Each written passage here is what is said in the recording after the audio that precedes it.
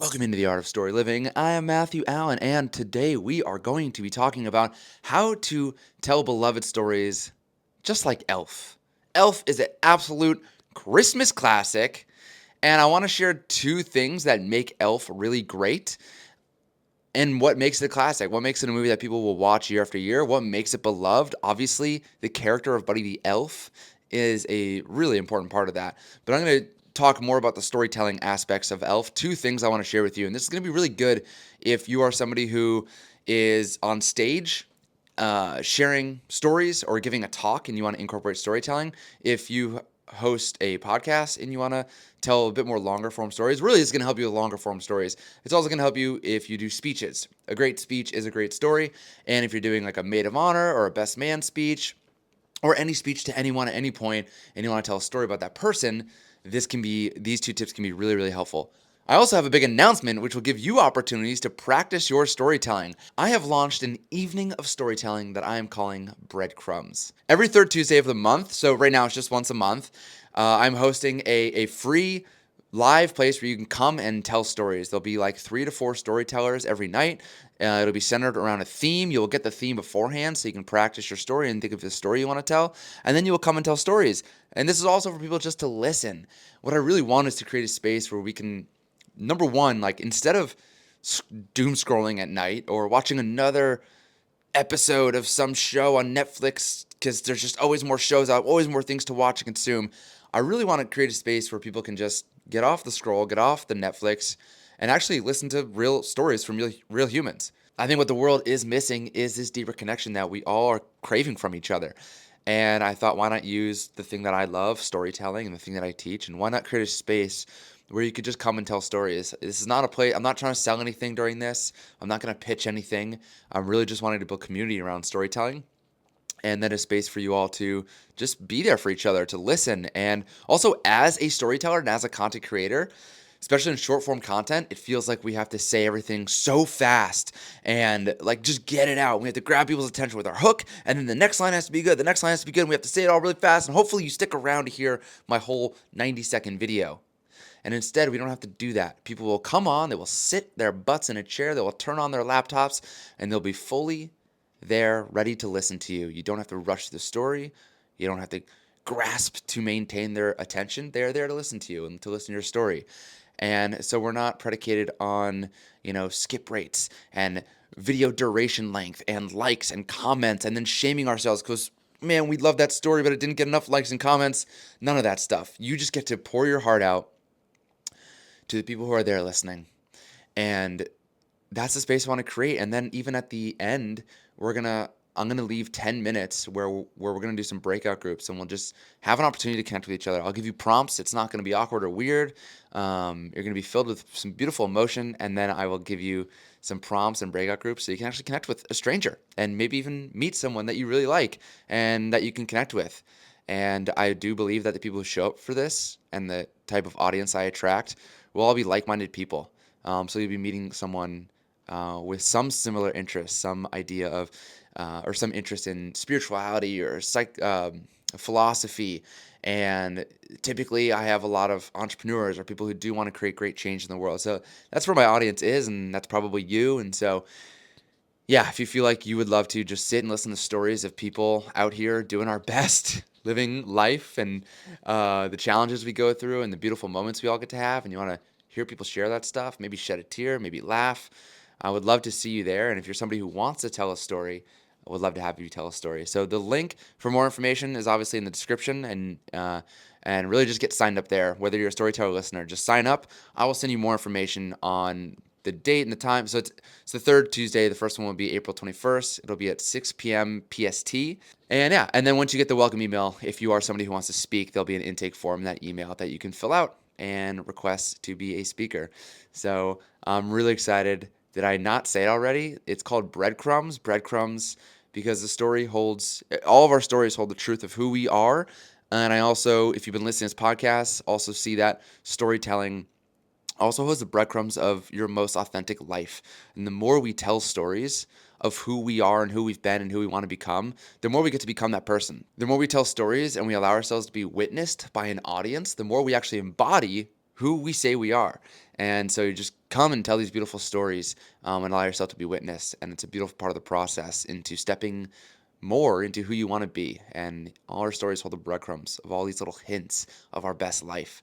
So by identifying stories and then telling them, you get to use those breadcrumbs to live a more fun, authentic life. All right, let's get into breaking down Elf. So at the beginning of Elf, we have this opening scene. Like, obviously, we learn who Buddy is, and you know, he's in the North Pole, he's a human, all this stuff. But then we go through his elf life, and we start to learn what it's like for him. You know, he's showering under the tiny little shower and the tiny little toilets, and he's just too big for the entire world. But then we see him in the classroom. And in the classroom, we learn a very specific piece of detail. We learn the code of elves. There's 3 codes of elves. I think it's every day. Treat every day like Christmas. There's room for everybody on the nice list. And specifically, rule number 3 is that the best way to spread Christmas cheer is singing loud for all to hear. And so we learn that. Right at the beginning of the movie, we learn the code of elves, and we specifically learn the best way to spread Christmas cheer is singing loud for all to hear. So then when Buddy goes out into the world and he goes to New York City and he walks into Gimbel's at the mall and he sees Jovi, and Jovi lights up like an angel and he goes to talk to her, and she's, you know, all kind of bummed out and she's like, oh, fucking Christmas. And well, what does Buddy do? This chick is all bummed out. She hates Christmas. She's like showering at work, which we don't know yet. But Buddy says, you know, the best way to spread Christmas cheer is singing loud for all to hear. And he's like, try it. And she's like, what? Here? No, I'm not going to do that. And he's like, all right, I'll do it. And then he goes, I'm in a store and I'm singing. I'm in a store and I'm singing. Right? There's no singing in the North Pole. Yes, there is. No, there isn't. Yes, there is. We sing all the time. Hilarious scene. So good. And so we're starting to see this theme throughout the entire movie. And then fast forward to the very end of the movie, Christmas is doomed. There's no Christmas spirit. Santa Claus crashed in Central Park. Buddy goes to save him. His dad's there to help, all of this stuff. And so Michael, his brother, the son, steals Santa's book, and he goes in front of the camera to try and read it. And it's kind of working. It's kind of spreading Christmas cheer. He's sharing people's wishes, Christmas wishes, alive on the air, and it's starting to help a little bit. But it's not helping enough. And what does Jovi remember? Jovi remembers the best way to spread Christmas cheer is for singing loud for all to hear. And so she gets up in front of everybody. She stands up on the cab, and she starts singing her Christmas song. What does she sing? I don't even remember. She starts singing, and then everybody starts singing, and it's starting to work. And then Michael turns to his dad, and he's like, you're not singing, you're just mouthing the words. And he's like, I'm singing. He's like, no, you're not. Sing, Dad. And he's like, fine. And then he sings, and then that's puts him over the edge of Christmas cheer, probably because it was a little extra because he went from naughty to nice. And so Christmas is saved. Santa's sleigh takes off above their heads, and they get to deliver all their presents. And so that's the very brief version of a part of what Elf really is. And there are 2 core things I want you to think about when you're telling your story, which is the first part is that we close a loop. We introduce an open loop that the best way to spread Christmas cheer is singing out for all to hear in the very beginning of the movie.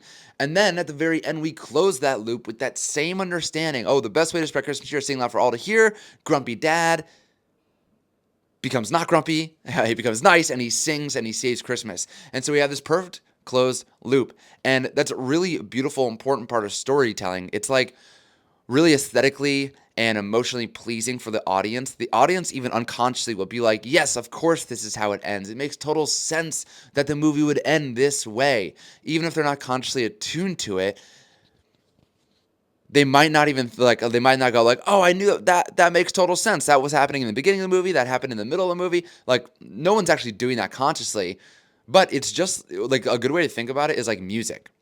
When a music ends, I could even play my guitar to show this point, but when a song ends, it ends on the key that the song is in. So if a song is in G, a song might have like G, A minor, F, C. That might be the song. But then the last chord that's strummed, if the song is in G, will be G, right? So here, I'll actually play it for you. All right.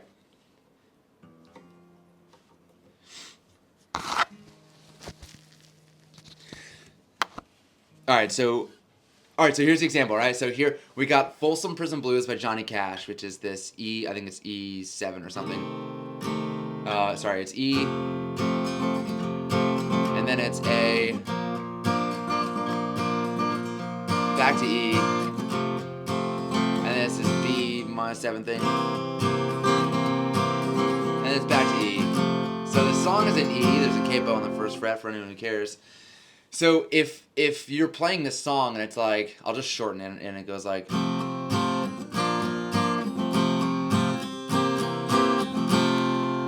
You see how it ends on E? That last. But if it ends like this.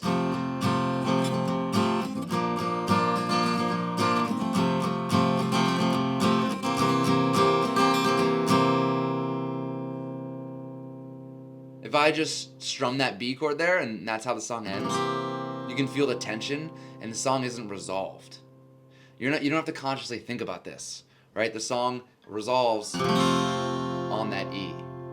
Okay, so that's what we're talking about here. That is closing the loop. And even if your audience isn't consciously aware of it, that is happening. And that's what makes a really good and satisfying story. So that's number one, and I'm going to come back to tell you how to uncover this for yourself. Tip number two is very similar to tip number one, which is like if you can close a loop, and it could be just simply beginning and end. You can open the loop, and then you can close the loop. But if you can do that, then you can probably create a theme throughout the movie. Instead of just doing it at the beginning and the end, you would insert it throughout the story, just like they did in Elf, just like we constantly learn. The best way to spread Christmas cheer is singing loud for all to hear. They also do this with the candy food groups. What are the candy food groups? Candy, candy cane, candy corn, and syrup. And we learn that also in the beginning of the movie when they're doing that whole montage of what Buddy's life is like in Elf World. And we also learn the candy cane food group. And then so throughout the movie, he puts syrup in his coffee, which actually is whiskey. He puts syrup on spaghetti. He's chugging Coke at the table. Like we see him addicted to sugar. And then he always has those little things of syrup. So again, that's another theme. Not as important to the beginning and end of the story and the transformation of the characters, but it is a little thing that is added in to make the story funny and interesting. But the real core loop is the singing. The best way to spread Christmas cheer is singing loud for all to hear. And so what's really great about this is that it's actually wired into our biology. Humans are addicted to patterns. It gives us dopamine when we recognize patterns. This is very similar to maybe when you're learning something, when you learn something new and you go, oh, I just learned about that last week. That was that thing. Or, oh, somebody, just said this, and now I'm having this realization. You can feel that dopamine of making those connections in your life. That is real. That is scientifically studied that we get dopamine from making those connections because it means we're learning, we're understanding life, which brings a pattern of safety. So if you can do that in your movies, you give your audience not only this dopamine of pattern recognition, but you also give them something they can latch onto. And that might even be the thing that becomes quotable and memorable about your story. Because, well, for one, repetition just does that. You hear something many, many times. You'll obviously remember it more. But also, when it does become a pattern and it does seem to be important, we are also going to remember that even more deeply. And so when we start to learn the best way to spread Christmas cheer is singing loud for all to hear, and then we hear it a second time when he's talking to Jovi. We might even hear it another time throughout the movie that I don't remember right now. But then it comes all the way at the end and finishing with Saving Christmas.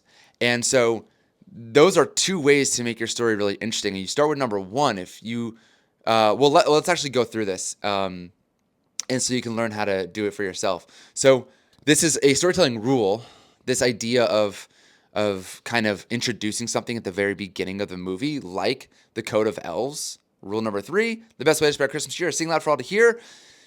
This is called Chekhov's gun, and this comes from whoever Chekhov is. I honestly don't really know, but it basically states that if there's a gun on the table in the beginning of Act 1, then the gun needs to be used in Act 2, or more specifically in Act 3 at the end of the movie. There shouldn't be a gun sitting on the table if it's not going to be used later in the story. Otherwise, take the gun off the table. You're really just distracting the audience because we unconsciously we're scanning the environment, right? And we're watching a movie, and if there's two characters at a table talking and there's a gun in the middle of the table, we're going to be like, that shouldn't be there. That's obviously important. That gun needs to be used. Again, you're not doing this consciously. You're not saying all these things to yourself. You are doing it naturally as just being part of being human. It's what we do to scan our environment.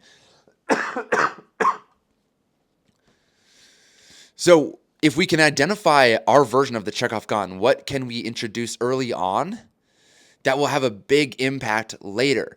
And the easiest way to do that is to identify the climax of the story and kind of work backwards.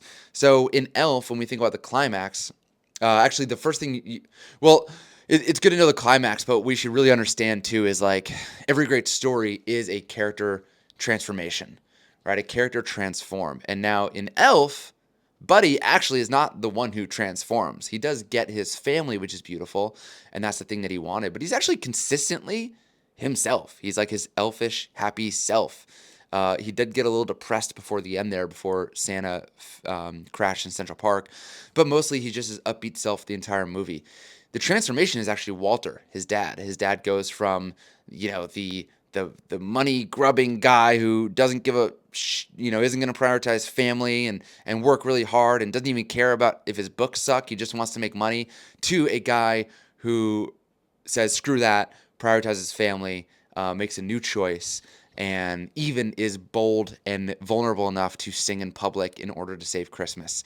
That's the character change we go through. And so if you understand your character change, the next step would then to be to ask yourself, well, what is the climax? What is the representation of my character changing? What does my character, or myself, if I'm telling a personal story, what did I do that represents me having changed? You must do something different. So in this case, in Elf, Walter, there's a whole scene of him like telling his boss, F you, I'm out of here. Literally, I think he says F you, not fuck you. I think he literally says F you. Maybe he says screw you. Whatever, it doesn't matter. And then he goes to Central Park. They go to find Buddy. He takes his son to go find Buddy. They end up in Central Park. They find Santa, and he tries to distract the Central Park policeman by wearing Santa's robe. Doesn't work. So we're watching this kind of transformation happen. But the real big moment of transformation is, he's not fully the guy yet. He's not fully the guy until his son goes, Dad, you're fake singing. He's like, no, I'm singing. He's like, no, you're fake singing. And he says, fine. And you watch him like puff his chest out and he just starts singing. He doesn't like quietly sing. He goes for it. That's the tangible, physical, specific representation of his transformation.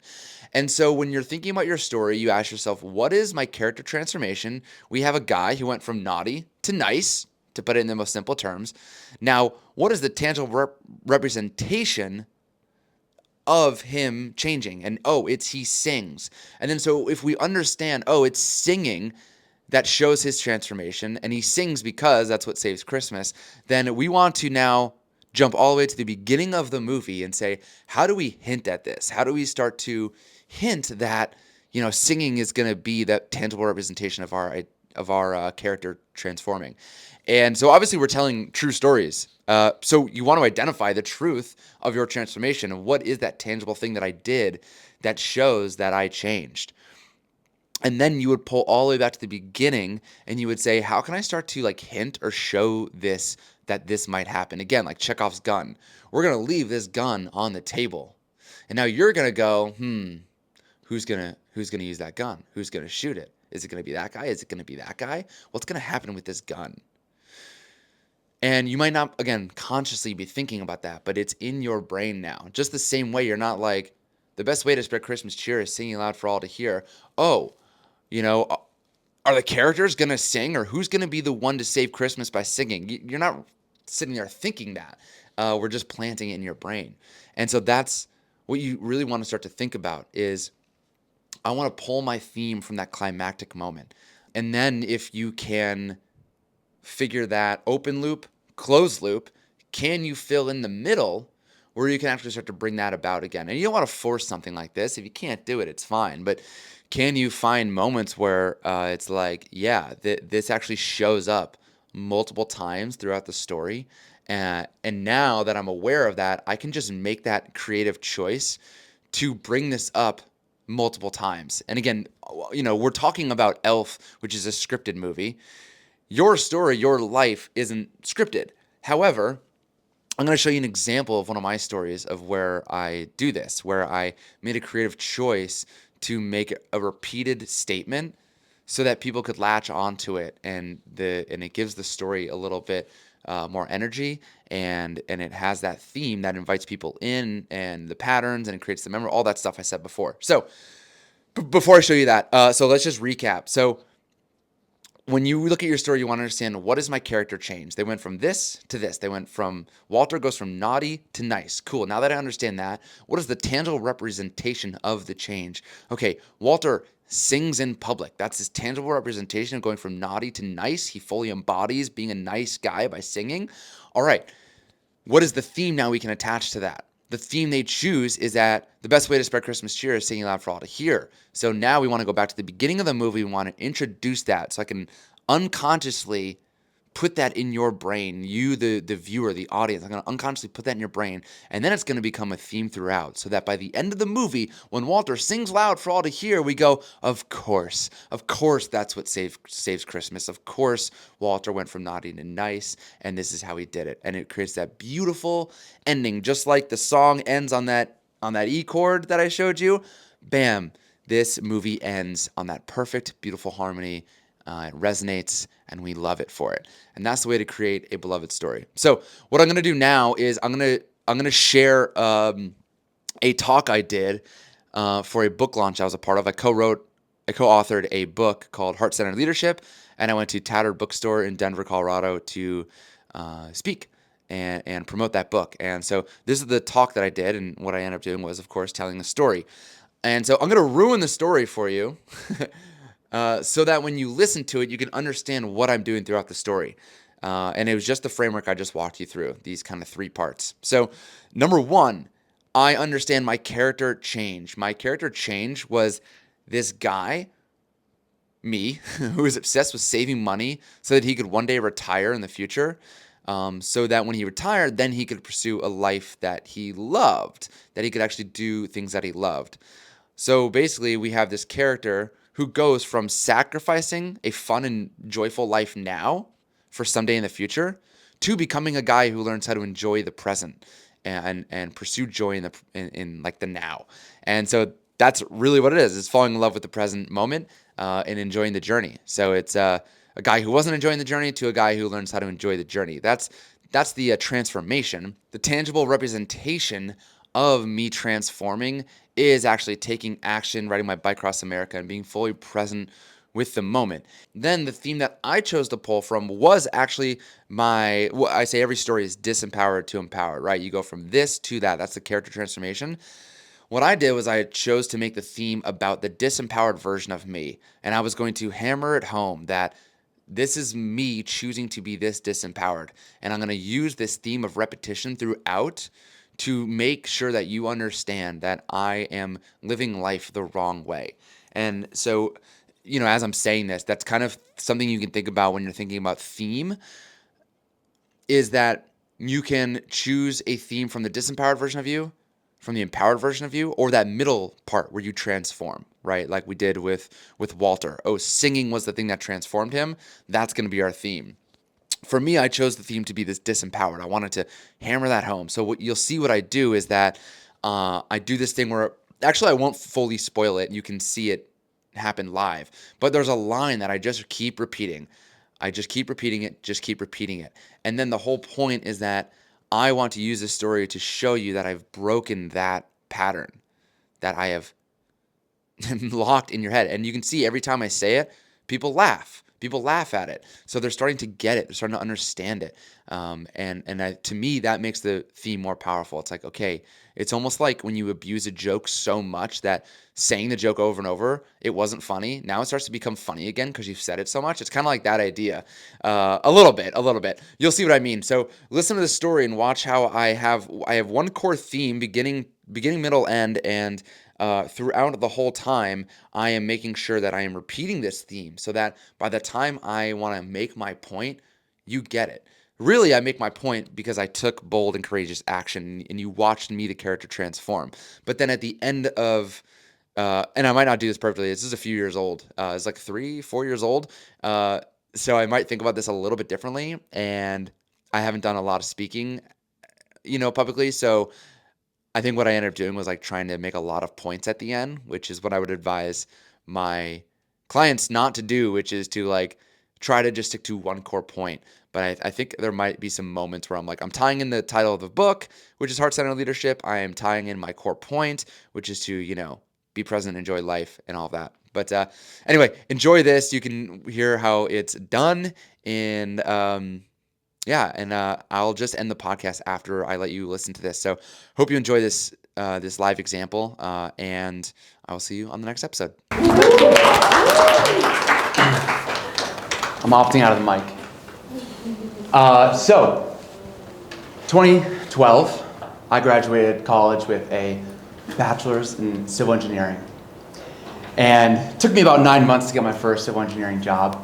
And that job, I was lucky enough to show up at New York City and build the New York City Police Academy. This is a building for an $800 million building for the new cadets to become some of the finest police officers in the world. And we got to build things like mock subways, mock streets and parks, mock delis where the police could, practice real life situations. Really unique stuff, and a really incredible project to start on. And in that process, one of my tasks was to work on change orders. So in the construction world, if what is being made in the field doesn't match what was on the architectural drawings, that would require more money for the contractors to do the work. And so I would have to prove that that work, didn't match the drawings, and to prove to the owner that we need more money to continue to build. And I kind of built a name for myself in this change order world. And I got really good at that. I got so good at that, in fact, that in the first 3 hours of the day, I would basically finish more work than some of my older colleagues would finish in a week. And that would give me the rest of the day to do as I please without my bosses knowing.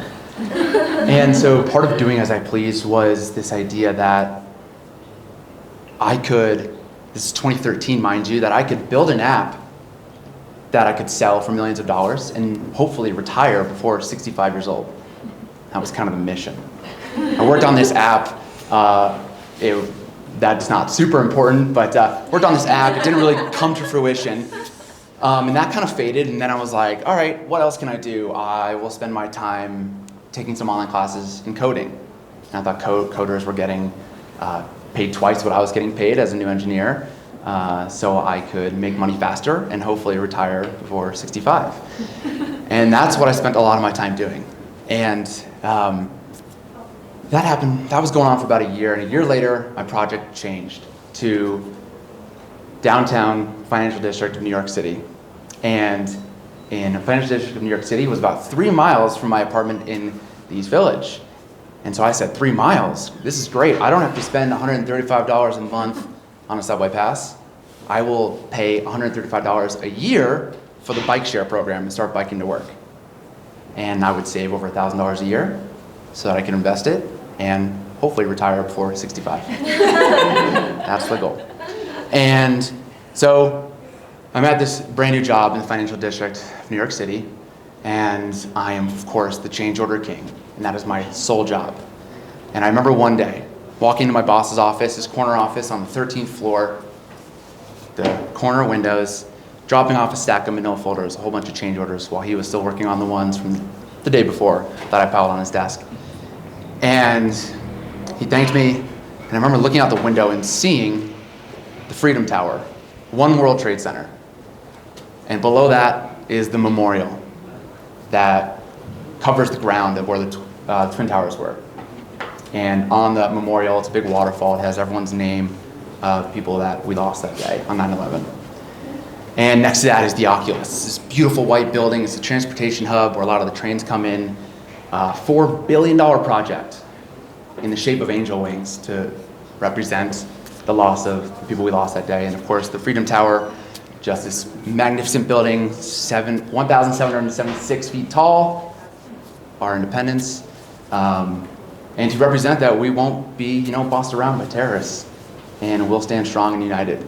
It's a beautiful, incredible project. My project, the Oculus, the wings, $4 billion.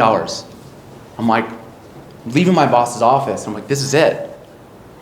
Like, this is what I've been working for. Be a good boy, get good grades, go to a good college, get a great job, and be on amazing projects, and make good money. And then you'll be happy. And I left that office wondering why I'm not happy. And so, got back to my desk. What do you think I did? I didn't rage quit then and there. Sat at my desk, and I spent the rest of the day, like I was doing years before, two things: reading Kindle books on stocks, so I could learn about stocks, so I could save and invest my money better, so that one day I could retire, hopefully before 65. And I was also even taking these little surveys that would take me anywhere between 5 minutes to sometimes an hour, that would pay me $1 to $5, just so I could save a little more money to hopefully retire before I'm 65. And I wasn't happy. But the best part of my day is when I got back on the city bike and rode my 3 miles back to East Village, where I lived. And this one day, after I realized that I'm doing all of this, I did everything I was supposed to do, and I'm supposed to be happy, and I'm not. And while I was riding home, instead of going home, I just kept riding. And I just kept riding on my bike. And it reminded me of the times with my brother when we were in middle school and early high school before we could drive. We would ride our bikes into town every single day. We would meet each of our best friends there, and the 4 of us would ride around town and just be so present and in love with life, in the moment, and the freedom of being on your bike and being able to go wherever you want. And I remember thinking about those days when I was on that city bike and really just falling in love with biking. And so as the weeks passed, I would show up to work and I would no longer spend my days reading stock books or taking those surveys for 50 cents. But I started to get really obsessed with bikes and biking. And I'd read bike blogs and I'd get really interested in this biking world. And I remember one day sitting in these 6-foot-high tall cubicle, just boxed in. And I remember looking at my future and this idea of retirement, hopefully before 65. And that I could see my life before me, that I'd move in with the girl I'm dating, and we would get married and move to the suburbs and have kids. And then I get to retire, and then I have grandkids on my laps, and they say, "Grandpa, tell us about your life. Tell us all the things you did." I don't know. I had some pretty cool projects that I wasn't that hype on. I don't feel like I was really happy all the time. Is that really my story? So there was a day in the cubicle where I said, I need to do something memorable and spectacular with my life. And being obsessed with biking, I thought, and reading all these bike blogs, thought, well, I'll ride my bike across America. And so that's what I did. In the summer of 2016, I rode my bicycle from Coney Island, New York, dipped my back wheel in the Atlantic Ocean. 90 days, 5,019 miles later, dipped my front wheel in the Pacific Ocean. Those 90 days were the best time of my life, best summer of my life, still to this date. And it fundamentally changed me and who I am. And specifically on that final day, day 90, finishing in Oregon, classic Pacific Northwest day, kind of like the last 50 days here in Denver, a little bit rainy. And I am approaching my final right turn of the trip. 1 mile road down to the beach where I could envision myself finishing. And my family showed up, my mom, dad, brother, and my girlfriend at the time. And I saw myself flying past them into the ocean in this epic, just jumping in and hitting the Pacific and coast to coast, and I did it. But that's not what happened. So along this trip, and if anyone follows me on social media, it's been going on for a long time. 2016, I'd be on Snapchat every day, sharing the progress of my bike trip, celebrating, and especially on my downhills, screaming, "Woo, woo, woo, woo!" That was kind of like my moniker scream. And so I approached this final right turn to finish my bike trip. My family's at the end, and before I can see them, I hear my dad. He's going, "Woo, woo, woo, woo!" And I hear my brother screaming my name. My girlfriend is in tears, saying, "Yeah, Matt." My mom is trying too hard to say anything. And what I thought I would do, which is ride all the way to the beach and ride past them, but right when I got close to them, I jumped off my bike, fell into my dad's arms,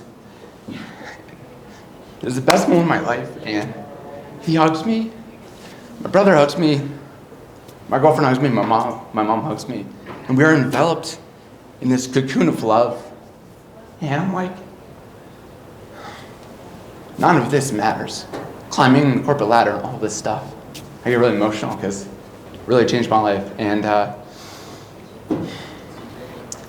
so we hug and celebrate, and we go to the Pacific Ocean. I dip my front wheel in, we take pictures, we come back to the car, we drink champagne, and we celebrate, and I tell them stories. About an hour later, I have to now take off all my bags, my tent, my sleeping bag, and put it in my mom's trunk, and ride my bike 2 miles to the bike shop to ship my bike home, because the trip is over. Trust me, if I had money, I would have kept going, but I didn't. And so I'm on my bike, less 70 pounds of equipment. I don't even think I had my helmet on. And I remember riding those 2 miles, and all of a sudden my stomach dropped, and I realized, oh fuck, now I'm gonna go back to New York City and be a civil engineer. And I'm gonna thank God for Fridays, and have Sunday scaries, and Monday blues, and I'll walk up to my friend Mike and go, Mike, guess what day it is? Hump day? Thanks, Joe. I couldn't do it. I just experienced 90 days, the best summer of my life. I know I wasn't getting paid, but I saw a vision of a life that I could love waking up for every single day. And I couldn't go back to one from working for the weekends. And so I made the declaration right there that I am on the pursuit of daily happiness. Because even the hardest days, even the days when it was 45 degrees and raining, there wasn't a single day I wanted to ride my bike uphill. Except that day, it was so cold, and if I got an uphill, it would warm me up. So it was the one day I wanted an uphill, and the downhills were freezing, and I remember shivering. And I remember that day, day 75, thinking, well, at least I'm not doing change orders. And so I made that declaration. I don't know what it is, but I'm on the pursuit of daily happiness. And that's what I think all of this comes down to, is that so much of our lives, 0.1% of our lives, are actually celebrating, drinking the champagne with your loved ones and celebrating your accomplishments. And the other 99% is in pursuit of those things. And it's so rare we actually are celebrating our accomplishments, we're spending so much time pursuing it. And so, what if instead we experience life filled with joy, and that everything gets to be filled with joy? Because we are chasing that moment where, and then I'll be happy, and then I'll be happy, and then I'll be happy. And we get the raise and we want more money. And we buy the house and the house isn't big enough. And we want a pool in the backyard. And it never ends. And what I have found on that bike trip is that I met a lot of people I biked with, and they rode because they thought the bike trip would give them their answers. They did it to solve the problem. What is my purpose in life? What am I doing here? And those people today, who I'm still in contact with, are still searching. And I am so grateful for that bike trip, because I didn't go into it thinking that this will be the thing that helps me retire before 65. I just did it because I fucking loved it. I loved biking. I loved the freedom of it. And I just loved every single pedal stroke.